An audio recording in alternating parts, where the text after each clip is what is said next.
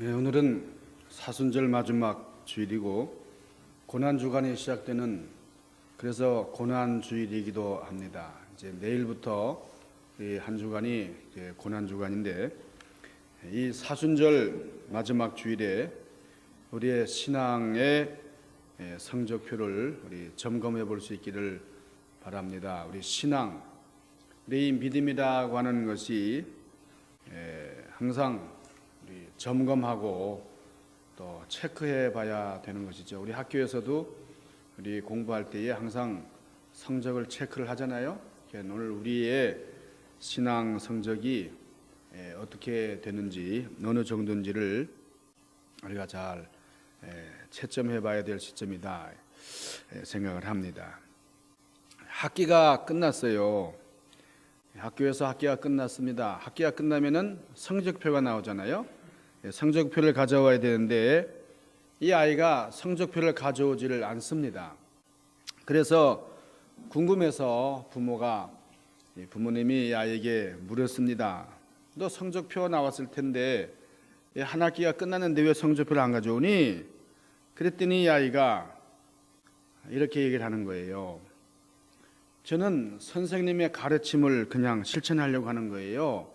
선생님이 하라는 대로 하는 거예요. 그게 무슨 말이야? 그랬더니 아이가 아주 심각한 표정을 지으면서 우리 선생님이 그랬어요. 절대 부모님께 걱정 끼치면 안 된다 그랬어요. 그러더래요. 성적표가 점수가 형편없으니까 부모님 걱정 끼치려 드리지 않으려고 하는 그 아이의 그 효도하는 마음은 좋지만은, 그러나 성적표를 감춘다고 해서 나쁜 성적이 사라지는 것도 아니고 좋아지는 것도 아닙니다. 우리의 성적을 감추지 말고 있는 그대로 우리가 정직하게 점수를 매기고, 우리가 열심히 공부해서 점수를 올리는, 성적을 올리는 것이 아주 좋은 방법입니다. 우리 인생에도 성적이 매겨지지 않습니까? 부모님들이 자기 자식을 생각할 때에 우리 아이들은 지금 자라는 세대에서 몇 점 정도는 되겠다. 여러분 그렇게 점수를 매기시잖아요. 여러분의 자녀들을 보면은 우리 아이들이 어느 정도다. 뿐만 아니라 우리 아이들도 아빠 몇 점, 엄마 몇 점 그렇게 점수를 매긴다고요.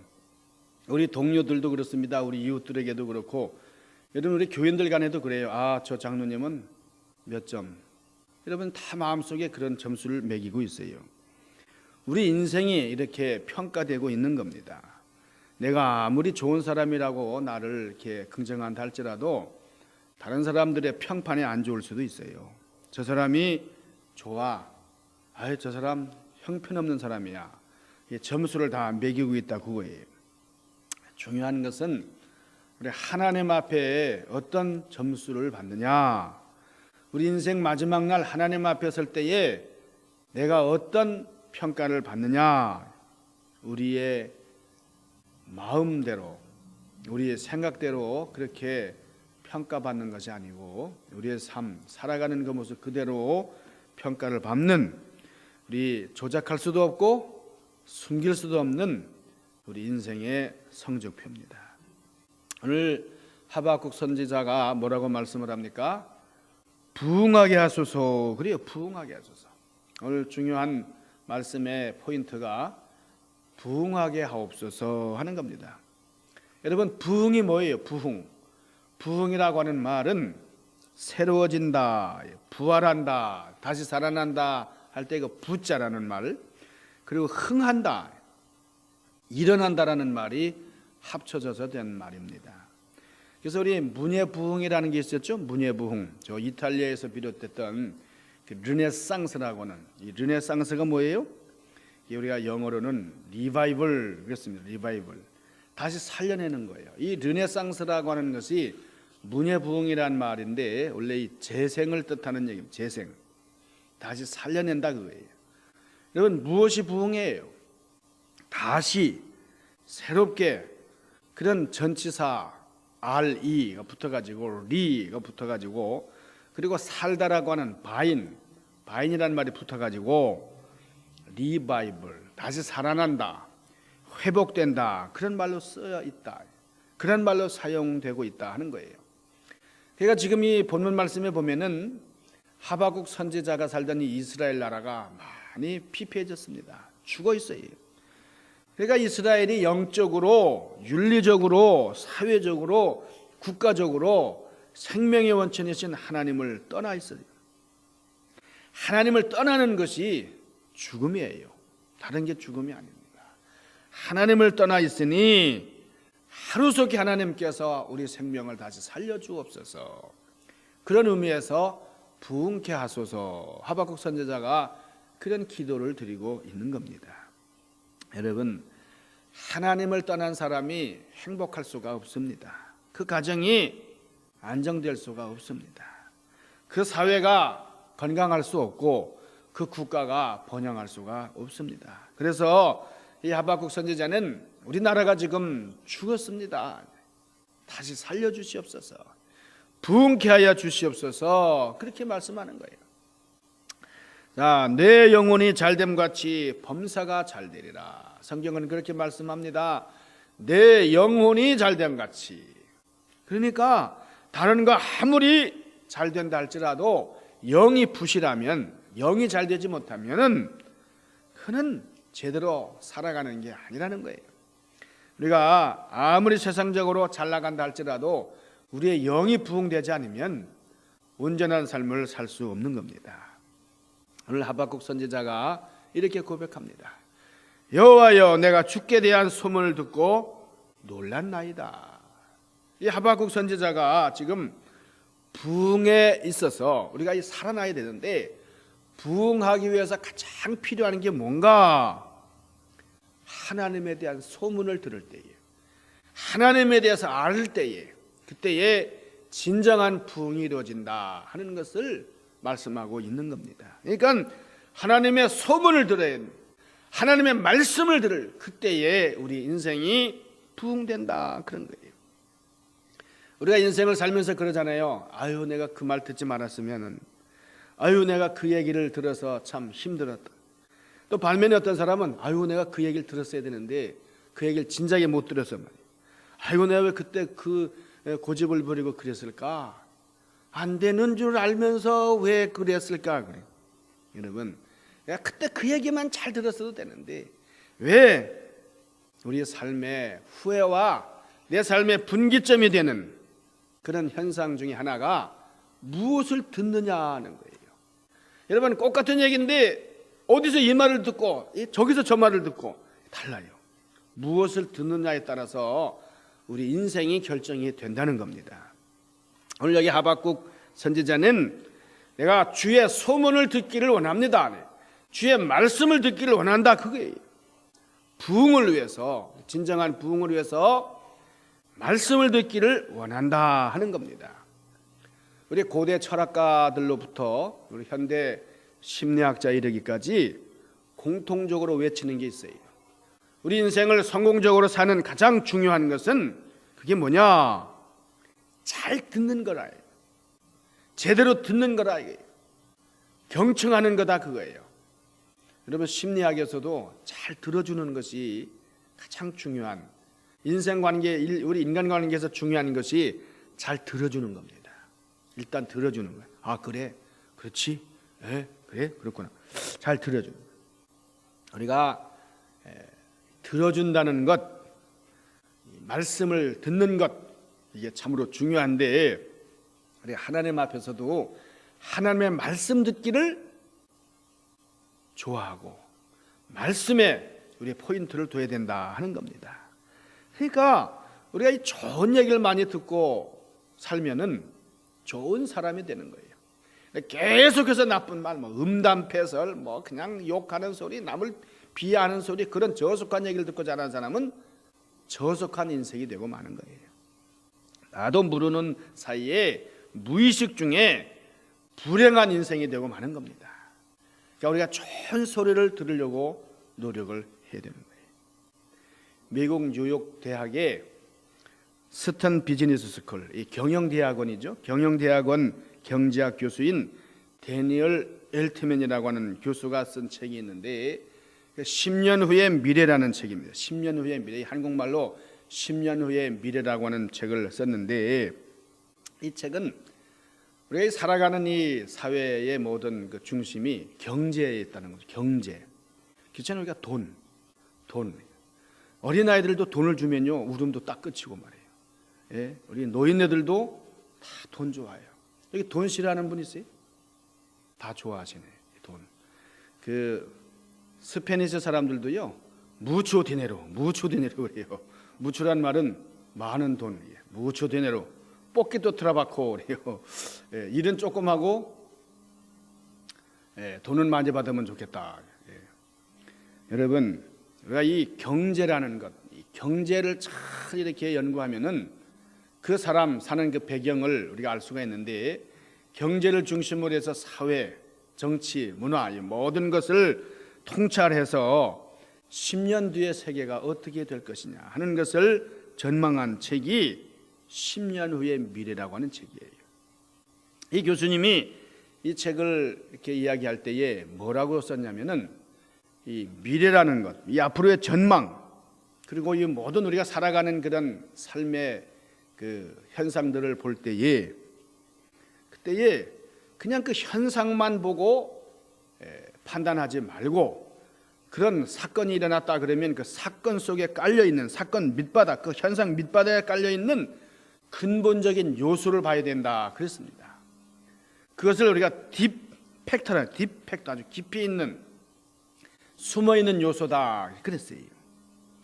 자, 그래서 그 요소를 보고서 미래를 전망해야 된다 그랬습니다.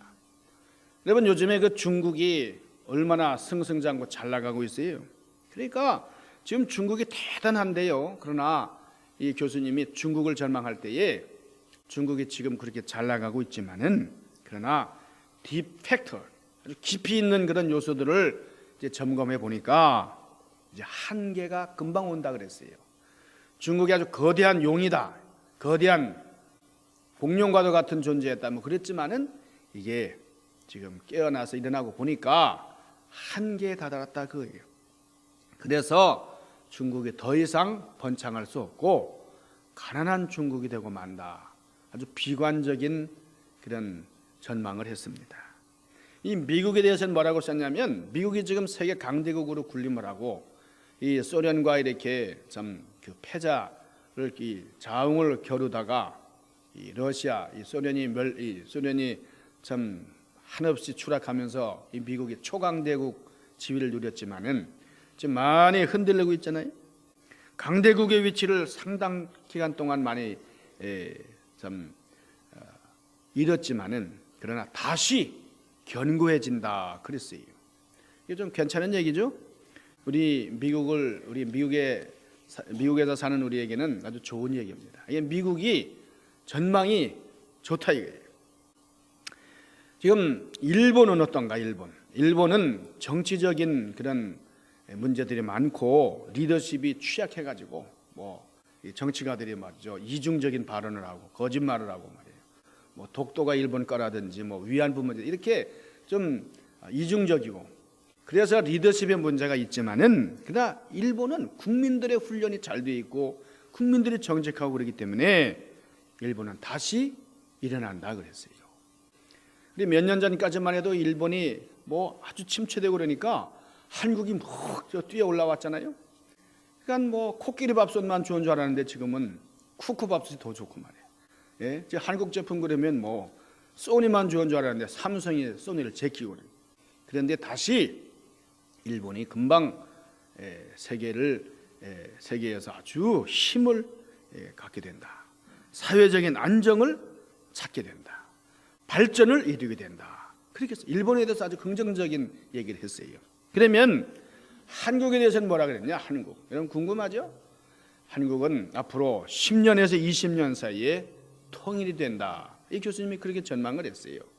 통일이 됐는데, 그래서 이 미국과 강력한 파트너십을 가지고 한국이 세계에 많은 영향력을 행사한다는 거예요. 그래서 일본이 굉장히 위협을 느낄 정도로 한국이 크게 팽창한다 그랬어요. 이 통일 한국이 가지는 위력에 대한 말씀을 많이 썼는데, 제가 이 책을 읽으면서 생각한 것은 뭐 중국이다 미국이다 뭐 우리 한국이 어쩌다 뭐 이런 것이 아니라 과연 우리의 10년 뒤의 미래는 어떤 모습이냐. 우리의 신앙은, 여러분의 신앙은, 여러분의 삶의 모습은 10년 뒤에 어떤 모습으로 자리매김하고 있을 것이냐, 나의 모습은 어떨 것이냐, 그렇게 생각을 해봤습니다. 우리가 이 말씀을 놓고 생각할 때에 기도하는 모습으로, 묵상하는 모습으로 10년 뒤에 나의 모습을 우리가 잘 생각을 해야 된다 하는 거예요. 자, 우리가 다 한 가족으로서 10년 뒤의 모습은 어떠할 것이냐, 지금 나의 모습과 내년의 모습은 어떤 차이가 있을 것이냐, 그리고 10년 뒤에 나의 성적표, 나의 삶의 모습은 어떤 모습이 될 것이냐. 여러분, 이 시간 그것을 생각하는 그런 시간이 되기를 바랍니다. 지금 한국에서 많이 뜨고 있는 그런 마케팅 법칙 중에 하나가 정직 마케팅이라는, 정직 마케팅. 우리가 경영을 하고 뭘 이렇게 파는 이 경제적인 그런 방법 중에 하나가 이 마케팅 중에도 정직 마케팅이라는 것이 이제 뜨고 있다는 거예요. 정연승이라고 하는 교수가 책을 하나 썼는데 49가지 49개의 마케팅의 법칙이라는 책입니다. 마케팅 제일 쭉 이렇게 나열을 했는데 아주 성공적인 마케팅이 어떤 거냐 썼는데 그 12번째 나오는 그 마케팅이 정직의 마케팅이에요. 정직. 자, 과거에는 적당히 포장하고 이윤을 많이 남겼다는 거예요. 그런데 요즘에는 솔직해야 된다는 겁니다. 있는 그대로 정직해야 된다는 거예요. 그래서 우리가 마케팅을 하는데 뭐 홍보를 하고 뭐 막 이렇게 참 여론을 이끌어 나가고 뭐 그래야 되는데, 그런데 거기서 중요한 게 정직해야 된다는 거예요. 옛날에는 뭐 그냥 막 부풀려 가지고 막 그래서 선전하라고 그랬는데, 그렇게 해서 후한 점수를 얻는 마케팅이 성공을 했는데 요즘에는 그게 안 통한다는 겁니다. 정직한 사람, 정직한 기업, 정직한 마케팅을 해야만 성공한다 하는 거예요. 제가 한국에 있을 때에 제가 좋아하던 음료 중에 하나가 바나나 우유였습니다. 바나나 우유. 그때는 바나나가 참 귀한 때였고, 그래서 이 삼강이라는 회사인가요? 거기서 이제 이 바나나 우유가 나왔는데, 여러분 잡숴 보셨어요? 바나나 우유 잡수던 분이 계시네요. 이 바나나 우유 컬러가 무슨 컬러죠? 노란색이에요. 노란 컬러. 그래서 저는 그게 진짜 바나나 우유인 줄 알고 그냥 좋다고 마셨는데요. 얼마 전에 한국에서 이 바나나 우유가 새로 나왔어요. 여러분, 바나나가 컬러가 뭐예요? 노란색이에요? 껍데기가 노란 거죠? 속은 뭐예요? 하얀 거예요. 그 바나나 우유가 노랗다는 건 뭐예요? 껍데기로 만든 거예요? 색소를 집어넣었다 그거예요. 색소를. 그래서 이 다른 우유 회사에서 바나나 우유를 이렇게 출시하면서 뭐라 했느냐? 진짜 바나나 우유로, 진짜 바나나를 가지고 우유를 이렇게 만들었더니 하얀색 우유가 나옵디다. 이렇게 광고를 냈어요. 그러니까 뭐예요? 이전에 노란색으로 장사해 먹던 그거는 진짜가 아니라는 거죠. 자, 이 바나나 우유는 하얀색이라야 맞는 거예요. 그런데 노란색 색소를 넣었다 그거예요. 색소를 넣었다. 그래서 사실 그게 매일 유업인데, 매일 유업. 거기서 정직하게 하자. 우리는 정직한 기업이다. 그래서 승부수를 띄웠는데 1억 2천만 병이 팔려요. 1억 2천만 병. 여러분, 그게 1원씩만 해도 1억 2천만 원이에요. 10원씩 하면 얼마예요? 100원씩 하면 얼마예요? 이건 대단히 성공을 했습니다. 지금도 이 우유가, 바나나 우유, 하얀 우유가 하루에 7만 병씩 팔린다는 거예요. 7만 병. 놀라지도 않네. 이걸 우리가 깨달았으면 좋겠어요. 여러분, 정직하니까 기업이 살아남는다는 거예요. 여러분, 진실하면 살아남는다는 거예요. 진실해야. 여러분, 지금 우리가 살고 있는 이 시대에 짝퉁이 많아요. 짝퉁, 가짜가 많아요. 예. 그런데 뭐 어떤 게 진짜인지 뭔지 몰라요. 어떤 게 된장인지 또 어떤 게 쉿인지 몰라요. 예. 여러분, 우리 그리스도인들은 진실한 사람. 우리가 참 부족하다 할지라도 정직한 사람은 괜찮은 사람이에요. 그러니까 저 사람 약간 좀 모자라긴 하는데 그래도 정직해. 그러면 되는 거예요. 그게 오래 살아남는, 여러분, 진실은 남는 거예요. 우리가 사람이 보는 기준과 하나님의 기준이 다릅니다. 차원이 달라요. 여러분이 차원이 다르다는 게 굉장히 중요한 겁니다. 우리의 역사적인 인물들을 보면은 어느 날 하루아침에 역사적인 인물이 된 게 아니에요. 어릴 때는 천덕꾸러기였고 뭐 조롱을 받고 멸시를 받던 사람이었는데 저건 성격 이상자라고 말해요. 저 정신 파탄난 사람이야. 그렇게까지 조롱을 받았던 사람이 어느 날 그의 능력을 알아주는 사람을 만날 때에, 그의 가치를 알아주는 사람을 만날 때에, 그 손에 붙잡힐 때에 완전한 인생의 전환이 이루어지더라는 거예요. 늘 후보군에 껴가지고 주전 선수가 되지도 못한다는 그런 삼류 선수입니다. 그런데 감독의 눈에 탁 발탁이 돼가지고 말이에요. 그래서 주전 선수가 되고 운동 선수가 될 수 있는, 이런 우리가 1000분에게만 붙잡혀가지고 1000분을 제대로 만나면 성공하는 겁니다. 제가 처음에 이민 와서 제가 그 영화에 출연했다는 말씀을 제가 좀 드렸는데, 뭐 영화에 출연한 게 뭐 제가 무슨 주연 그게 아니라 엑스트라로 해가지고 처음에 와가지고 이제 해봤는데, 그때도 엑스트라 중에서도 좀 제가 이 스크린을 잘 받는다 이게요. 약간 좀 제가 노리끼리 하게 좀 생겼기 때문에 좀 엑스트라로 가치가 있다고 생각하는 거예요.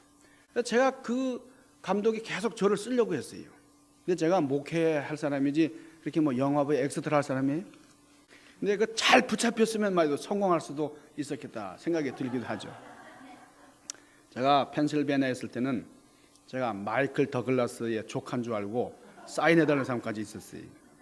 여러분, 우리가 하나님의 손에 붙잡힐 때, 진실한 사람을 붙잡는 하나님 앞에 붙잡혀서 여러분들의 영성을 이뤄나가는, 승리하는 주인공들 되기를 바랍니다.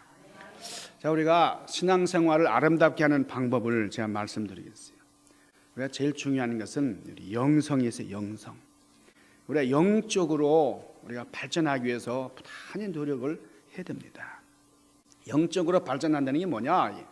여러분, 누가복음 3장 21절 22절에 보면은 기도 제목이 나옵니다. 세 가지 기도 제목이 나오는데, 여러분 21절 말씀해 보니까 백성이 다 세례를 받을 때에, 백성이 세례 받을 때 예수님도 나에게 세례를 주라, 나에게 세례를 달라 그랬어요.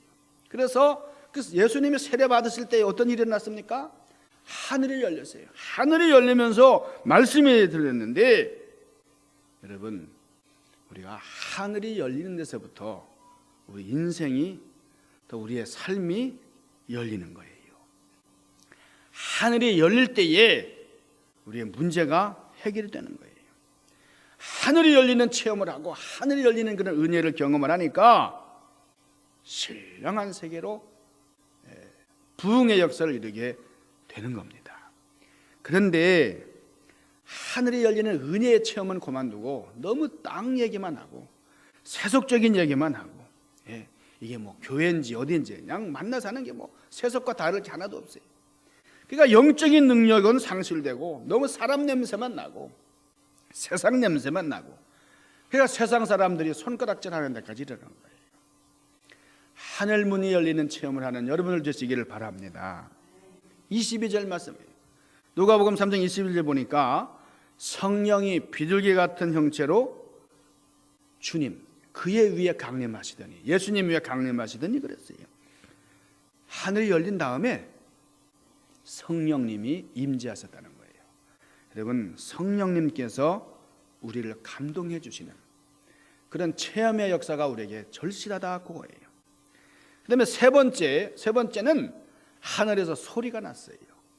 소리가 나서 이르기를, 이는 내 사랑하는 아들이라, 너희는 그의 말을 들으라 그랬어요. 내가 너를 기뻐하노라. 하나님께서 이 말씀을 하셨어요. 여러분, 이런 신령한 소리를 들으시기를 바랍니다. 요즘 얼마나 시끄러워요. 그냥. 예? 요즘에 이 LA는 보면 1년 내내 그냥 크리스마스 캐롤을 틀고 다니는 뭡니까? 보니까 이 아이스케이크 장사 같은 봉고차 하나 계속 다니고 있는데 맨날 기쁘다고 저새는 맨날 하고 말이에요. 근데 얼마나 시끄러운지 몰라요. 인터넷 소리, 자동차 경적 소리, 소음 소리, 얼마나 잡음이 많은지 몰라요. 이런 소음이 많으니까 우리 정신이 너무 혼란스러워요. 이럴 때에 우리가 이런 세상 소리를 딱 끊고 하늘의 소리를 들어야 되겠다. 하늘의 소리를 듣는, 그래서 영적으로 진보하는 그런 여러분들 되시기를 바랍니다. 오늘 여기 하박국 선지자가 그랬어요. 부흥을 위해서 꼭 필요한 것, 여호와여 주는 이 주의 일을 수년 내에 부흥하게 하옵소서. 수년 내에 나타내시옵소서 그랬어요. 그러니까 이게 뭐예요? 부흥이라는 게 내가 하는 게 아니에요. 나의 힘으로, 인간의 힘으로 되는 게 아니에요. 주님과 연결되었을 때에 가능한 것이다, 그겁니다.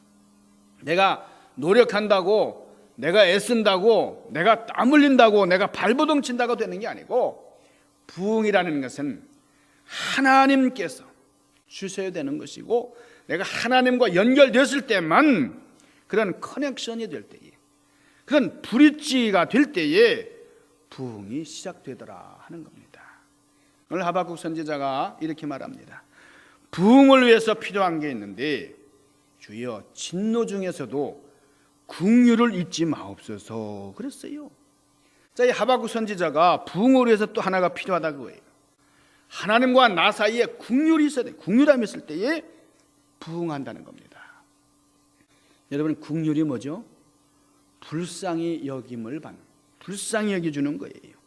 하나님께서 나를 불쌍히 여겨주신다. 뭐예요? 나를 사랑하신다는 거죠. 우리가 주님의 사랑을 받지 못하면 절대로 부흥할 수 없다는 겁니다. 겸손하게 하나님 앞에 서서 주여 나를 긍휼히 여겨 주시옵소서. 주여 나의 자녀, 나의 가정에게 긍휼을 베풀어 주시기를 원합니다.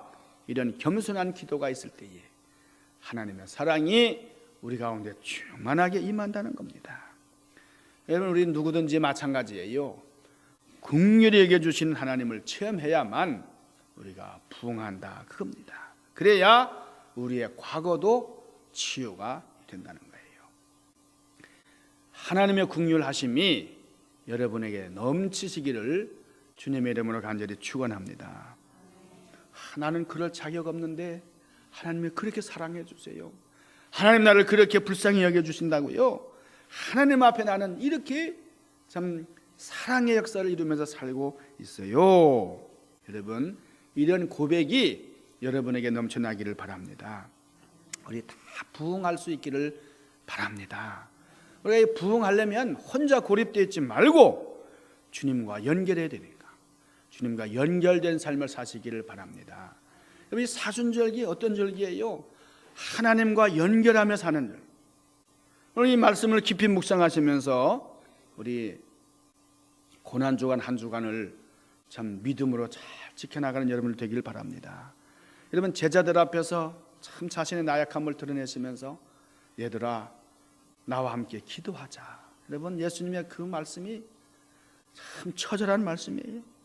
주님을 깊이 묵상하시고 또 주님이 얼마나 힘드셨으면 십자가 지시는 것, 그래서 구레네 시몬에게 십자가를 매게 할 때에 그 도움을 사양치 않으셨던 우리 주님을 깊이 묵상하시기를 바랍니다. 그 묵상을 통해서 우리가 약해짐으로 강해지는 놀라운 축복. 그래서 여러분, 가능하면 내가 1년에 한 번 고난주간 한 주간만이라도 교회 나와야 되겠다. 내가 주님 앞에, 주님이 고난 당하시는데 조금이라도 내 마음을 주님 앞에 드려야 되겠다. 우리가 겸허하게 하나님께 순종하고 하나님께 의존하는 법을 배우는 그런 절기입니다. 나의 연약함과 상처를 다 내놓고 주님 앞에 전적으로 의존하는 그래서 우리가 조금이라도 우리 주님의 죽음을 체험하는, 그래야 주님이 부활하실 때에 우리도 같이 사는 거예요. 그것을 관통할 때에 우리가 회복되는 기쁨을 맛보게 될 것입니다. 이 한 주간 이 온전한 시간을 통과하셔서 여러분, 이번 금요일 날은 또 성금요일, 우리 예수님께서 십자가에 달려 돌아가신 날이에요. 우리 특별히 이번 수요예배를 대신해서 금요일 날 모이는데 많은 분들이 함께 하셔서 우리 주님과 함께 동행하는, 십자가에 함께 동참하는 그런 여러분들 되시고 승리하는 여러분들 되시기를 주님의 이름으로 간절히 축원합니다. 기도하십시다. 신령하신 아버지, 사순절을 이렇게 참 마감하는, 그리고 또 새로운 한 주간은 고난주간으로 저희 주님과 더불어 깊이 함께하는 그런 귀한 절기를 맞습니다. 은혜 받게 하시고 부흥을 이루게 하여 주시고 하나님, 새로워지는 놀라운 축복의 주인공들 되도록 저희들을 붙잡으시며 인도하여 주시옵소서. 예수님 귀하신 이름으로 간절히 구하옵나이다.